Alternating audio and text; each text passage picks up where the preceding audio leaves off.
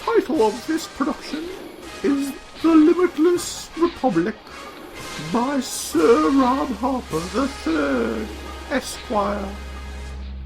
The wind was howling out of the southwest, blowing me back towards home, it seemed. My dirigible engine roared as I pushed against the dry airstream. The clockwork gnome shoveled endless amounts of coal-3 into my steam powerhouse. I would not be shoved back to the Empire that easily. Then again, maybe it was a protective breeze. I had been getting dangerously close to the Mythos expanse. A glint caught my eye in the endless dunes far below. I chose to go lower and take a look and hopefully avoid some of the winds. The gnomes definitely piloted the airship down. I gave my dear departed father some credit. He had manned the Havoc, his dirigible with the best mechanical crew money could buy. This didn't absolve him from any of his other misdeeds, but it did help right then. As we got closer to the great dune sea of the Sahara, I pulled out my monocular to spy at what was seen down there. I was nearly blinded by the glint as it hit my magnifier, but when the light moved away, I could finally see my quarry. I had the gnomes pull the Havoc up to within shouting distance of the crashed ornithopter I'd spied. Its lone pilot looked worse for wear, and I could tell he had spent the night in the dunes. The chances of me stumbling across the crashed man was astronomical. Ahoy there, dirigible. Help a fellow Empire citizen out with you. The man was an Irishman, probably not to be trusted. How do I know this isn't some kind of trap? And how did you know I was from the Empire? Oh, we can always spot our own. You have a giant Union Jack scrawled across your airbag. Probably not the smartest idea, but I do admire your bravado. Damn my father. I had forgotten about that. And I would like to point out, by the security of the Murmur Proclamation, you do have to help out any stranded personages this close to the Mythos. I could have just left him to die, but I'm not that type of person. I threw him down the rope ladder, and after gathering up some important sundries, he scrambled up it. He landed on the deck with a flourish. Let me introduce myself. My name is Kewin Finwar, adventurer. He looked like a pirate. He just waited in half bow. And who do I have the pleasure of addressing? Lucy Morgan, and this is a Havoc. Just then, a gnome bumped into Kewin's leg. He looked down and smiled condescendingly. Well, what a lovely craft. And you're alone here? My hand went instinctively to the flintlock on my belt. Kewin's eyes looked at the motion, and a smile crept across his ruggedly handsome face. He put up his arms in a non-threatening way. That wasn't meant to come out as a threat, my dear lady. I was just remarking on how one so young got us such a dirigible as this. I'm sorry if you misunderstood. Now, in accordance with the security of the Murmur, if you could escort me to the nearest settlement, I'll be out of your beautiful hair. I still kept my eye on him, as I had the gnome's book, a course from the nearby garrison. It was supposed to be neutral, but forces of the Limitless Republic had patrols around most settlements. Now that I had remembered I was more clearly as Empire, the thought of running across them didn't make me happy. As I eyed Kewin, he had done a curious thing. Although he was clad head to toe in pirate gear, he pulled out a pocket watch with the Empire insignia on it. This clearly marked him as an agent of the Empire. I guess he could have pilfered it, but the way he held it seemed to imply differently. Maybe there was more to the scoundrel. The trip to the out of the way of the garrison started out uneventful. Kewin took up position, leaning against the gunwale at the bow of the ship. He oscillated from idly watching a route to intently look at his watch. I tried to imagine what in the watch held his attention so. I almost got up the gumption to ask when one of my gnomes at the stern squealed in terror. I turned to see the little guy get decimated by the blunderous shot I just heard the roar of its blast. Kewin was up instantly, and from his pack he produced a rifle I never thought possibly could have fit in it. He took up position and fired back at the group of 5 orphan thalpas. They had just snuck up behind us. The noise of our own propellers drowned out the engines of the much smaller ships. I rushed to man my own 5-pound deck gun to return fire and couldn't help but notice how similar these ships were to Kewin's own crashed vessel. He had some explaining to do. My small cannon was the most accurate, and the small ships avoided my shots well. Their first volley must have been lucky too, because their blunderbusses were even worse. Kewin, with his old baker ruffle, took pilot after pilot out until there was only one left. That pirate was so focused on avoiding Kewin that he had moved right in front of my gun, and I finally scored a hit as my shot smashed through the rotors and gears of his vessel. Nice shot, girl. Those bastards won't be bothering us anymore. And why were they bothering us in the first place? Come now, Lucy. Those are pirates. That's what they do.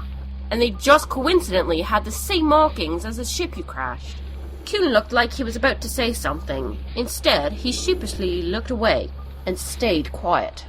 I stormed off angrily to my cabin below decks. There was more going on than he was letting on. A few hours later, he came to me, knocking on my portal hatch.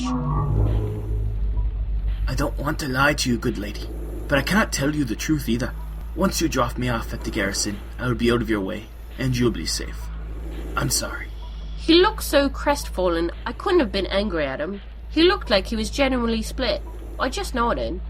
If it's not too much of an inconvenience, can I have access to a stateroom to clean up and get out of these wretched clothes? Down the passage to the right, it was my father's room. Thank you. Kuhn disappeared into the cabin and stayed there for an hour at least. When he finally emerged, it was like seeing a new man. Gone was the scruff and dirt from the pirate, and before me stood an agent of the Empire. I was stunned. I had assumed it was a disgraced ex-agent, but seeing him now, I knew he was on a mission. Who are you? Same old Kuhn. Kuhn Finwar, agent of the Queen at your service. So you were infiltrating the pirate group? Kuhn just smiled. He wasn't going to give anything up. So I decided to guess. So you got in with the pirates and you were discovered. You escaped and crashed, and I found you.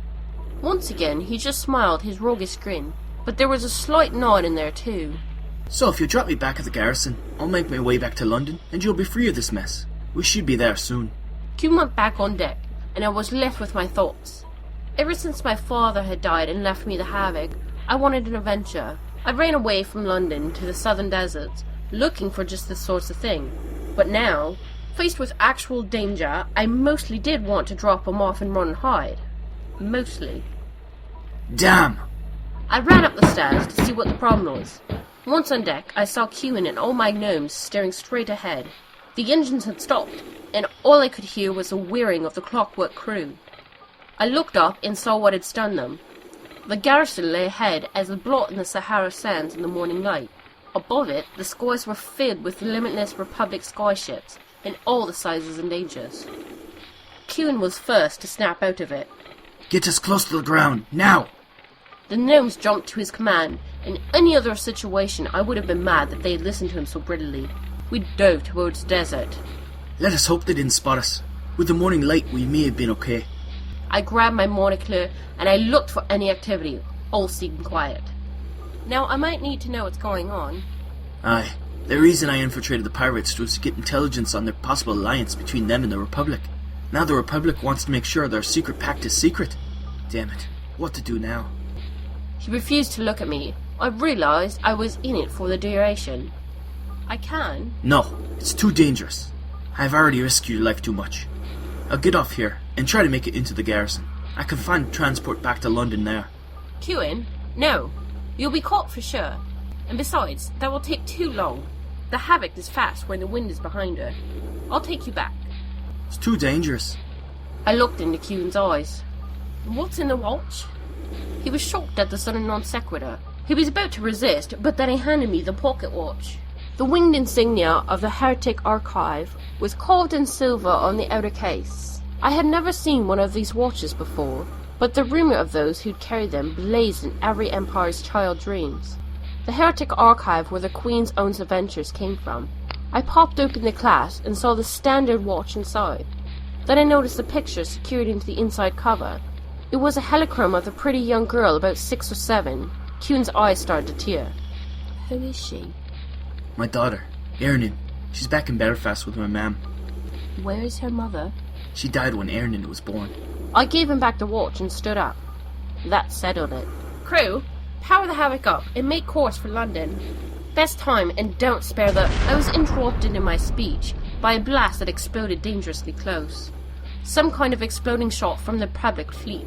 We all looked up to see the fleet heading our way. Luckily, too far out of range still for any accurate shots. Top speed now! Get us out of here! We quickly turned tail and ran. The larger skyships could never catch us, but the smaller, quicker ones could. They had limited range, however, so if we could keep them off us for a little while, we had a chance. Kuhn and I took up positions and waited for the ships to catch us.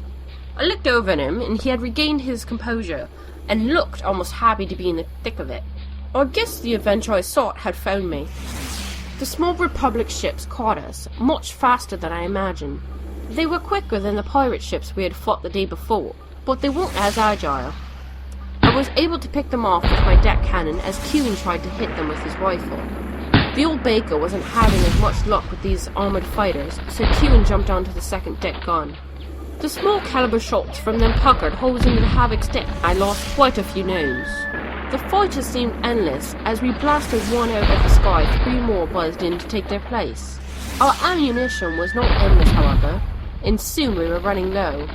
What seemed like to show an escape had turned to an eventual defeat. My gnomes worked tirelessly with the feed of the engines, and I could hear new, heart-wrenching sounds coming from the beautiful ship. Up until that point, I had always thought of the Havoc as my father's, but now, as she strained under the effort, she became my baby. Suddenly, the deserts of the African continent made way to a green strip of the savannah, and then the rich greens of the Mediterranean. Kewin gave a whoop of joy. Yes, we made it! I thought he had cracked. I wasn't that bad geographically to mistake the Mediterranean with the Channel. Then I saw what he had meant. The Republic fighter were more than willing to push their ships when they could ditch them and escape to dry land, but as soon as we were over the sea, their bravery failed them. The fighters ceased their pursuit and turned back. The Limitless Republic had limit after all.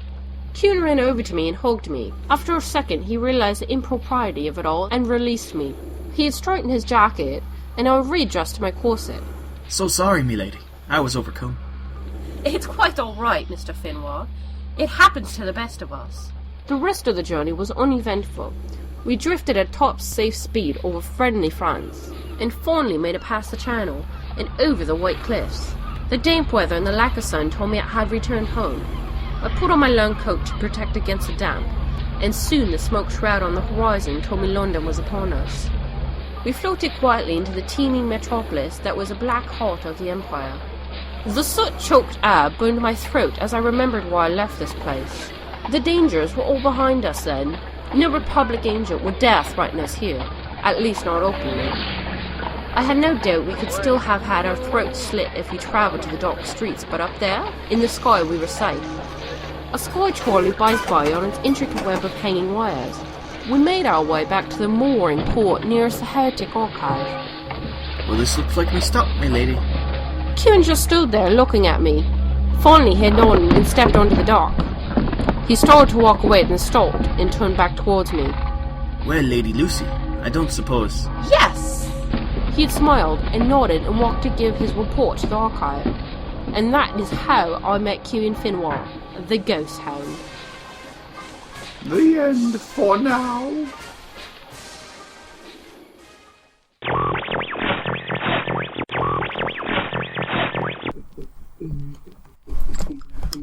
Harlem Shake, indeed.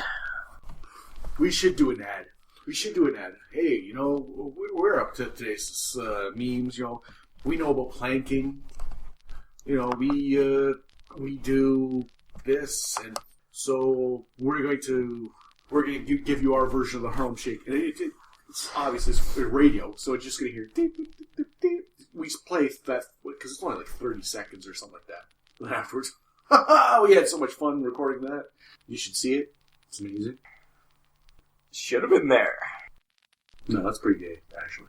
VinlandOldTimeRadio.podbean.com